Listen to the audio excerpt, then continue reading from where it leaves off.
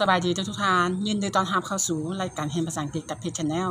ช่องที่เราต้องเรียนรู้ภาษาอังกฤษและฝึกเว้าภาษาอังกฤษไปพร้อมๆกันฉะนั้นมื้อนี้เองทุกท่านรู้แล้วบ่ว่าข้าพเจ้าได้นำเอารูปแบบประโยคง่ายๆหรือว่าที่เราเคยนำใช้ในชีวิตประจำวันมาแนะนำมาแบ่งปันการนำใช้ประโยคให้มันถูกต้องก็คือมื้อนี้ข้าพเจ้าได้นำเอาเกี่ยวกับประโยคหรือรูปแบบประโยคคำว่า I like your I like your I like your แปลว่าแม่นหยังและนำใช้แนวใดก็คือ I like your แปลว่าค่อยมักของเจ้าฉะนั้นโครงสร้างของมันก็คือมันจะมีสตรัคเจอร์ I like your บวกด้วย noun เช่นหรือว่ายกตัวอย่างว่า I like your book ค่อยมักปืนของเจ้าค่อยมักชุดของเจ้า I like your outfit I like your outfit 3ค่อยมักสไตล์ของเจ้าค่อยมัก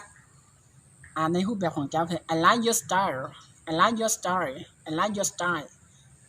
ฉะนั้นก็คือมื้อนี้เองก็คือ3ประโยคที่ข้าพเจ้าได้สร้างเป็นรูปแบบประโยคให้ทุกท่านรับรู้และเข้าใจในการสร้างประโยคคำว่า I like your นั่นใส่แนวใดเฮาสร้างประโยคแนวใด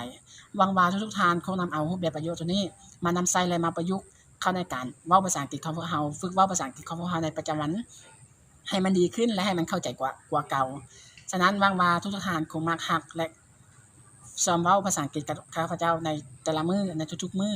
สำหรับใครที่หากเข้ามาเบิ่งอย่าลืมกดไลค์กดแชร์และกดติดตามที่เพจ Channel ช่อง YouTube ช่องที่เราต้องเรียนรู้ภาษาอังกฤษไปพร้อมๆกันขอบใจ